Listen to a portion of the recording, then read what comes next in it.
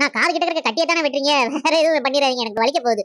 ஆனா வாளுக்கு பின்னாடி என்ன பண்ணிட்டு இருக்கீங்க? எனக்கு ஒண்ணுமே தெரிய மாட்டேங்குது. பின்னாடி திரும்பினா விட மாட்டேங்கிறீங்க. சரி சரி, நல்லா சீவி விடுங்க. இங்கிட்டு சீவுங்க, அங்கிட்டு சீவுங்க, சூப்பரா இருக்கு.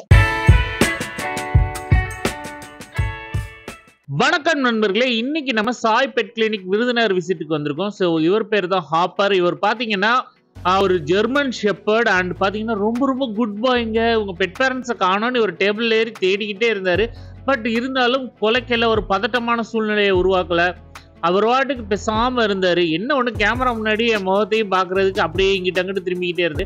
இவங்க பெட் பேரண்ட்ஸ் என்ன கேட்டிருந்தாங்க அப்படின்னா, சின்ன சின்ன நாட்ஸ் அந்த காதை சுற்றியும் கழுத்தை சுற்றியும் இருந்தது. அண்ட் கால்லையும் அந்த முட்டி அந்த போர்ஷன்லேயும் சின்ன சின்ன நாட்ஸாக இருந்தது. ஸோ இது எல்லாத்தையும் ரிமூவ் பண்ண சொல்லி கேட்டுக்கிட்டேன். நானும் வேலையை ஆரம்பிச்சிச்சு. நீங்கள் பார்க்கலாம், காதை ஒட்டி இருக்கிற சின்ன சின்ன நாட்ஸ் எல்லாத்தையும் ஈஸியாக நான் சிசர் பண்ணியே எடுத்துட்டேன். அவர் எதுவுமே சொல்லலை, பேசாமல் நின்றுக்கிட்டே இருந்தார். அண்டு கால் கடியில் இருந்த அந்த முட்டியில் இருக்கிற அந்த நாட்ஸையும் நீட்டாக நம்ம ரிமூவ் பண்ணிட்டோம். அது மட்டும் இல்லாமல் அந்த ஃபர் எல்லாத்தையும் ஷேப்பிங் பண்ண சொன்னாங்க. ஸோ காலில் இருந்து ஃபர் வரைக்கும் அண்ட் அப்டமன் போர்ஷனில் இருக்க ஃபர்ரு, அதுக்கப்புறம் பேக் சைடு தொடப்பகுதியில் இருக்கிற எக்ஸஸ் ஃபர் எல்லாத்தையும் நம்ம நீட்டாக கட் பண்ணி ஷேப்பிங் பண்ணிட்டோம். அண்ட் டெய்லையும் வந்து நம்ம கொஞ்சம் கட் பண்ணி ஷேப்பிங் பண்ணிட்டோம். நிறைய பேர் கேட்பாங்க, ஜெர்மன் ஷெப்பர்டுக்கு வந்து நம்ம ஹேரை கட் பண்ணி ரொம்ப குறைக்கவா அப்படின்னு கேட்பாங்க.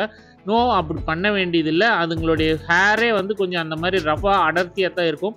அண்ட் பார்த்தீங்கன்னா லெக்கு கடியில் இருக்கிற இந்த ஃபர்ரை வந்து நம்ம ரிமூவ் பண்ணலாம். இது ரொம்ப நல்லது, ஏன்னா சிக்கு சேரும்.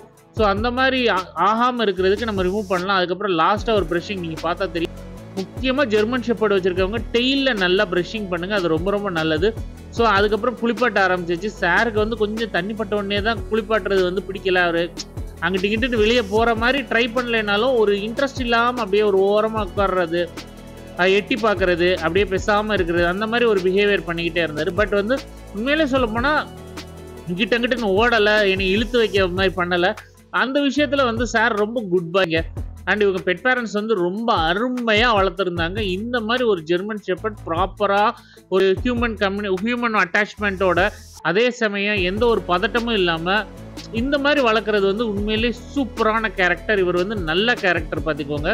அண்டு நல்ல ப்ளோ ட்ரையர் போட்டுவிட்டு இங்கே பாருங்கள், நல்ல ப்ளோ ட்ரையர் போடும்போது கூட அவர் வந்து பதட்டமே காட்டலை. எனக்கு ரொம்பவே பிடிச்ச ஒரு ஜெர்மன் ஷெப்பர்ட்னே சொல்லலை. நான் வளர்த்தா இந்த மாதிரி தான் வளர்ப்பேன் அப்படிங்கிற மாதிரி. லாஸ்ட்டாக பெர்ஃப்யூம் ஸ்ப்ரே அடிச்சு விட்டாச்சு. அவர் வீட்டுக்கு கிளப்ப வேண்டிய நேரம் வந்துருச்சு. அவர் சூப்பராக ஆகிட்டு. இந்த வீடியோ உங்களுக்கு பிடிச்சிருந்தா லைக், ஷேர் அண்ட் சப்ஸ்கிரைப். நம்ம அடுத்த வீடியோவில் பார்ப்போம். பாய்.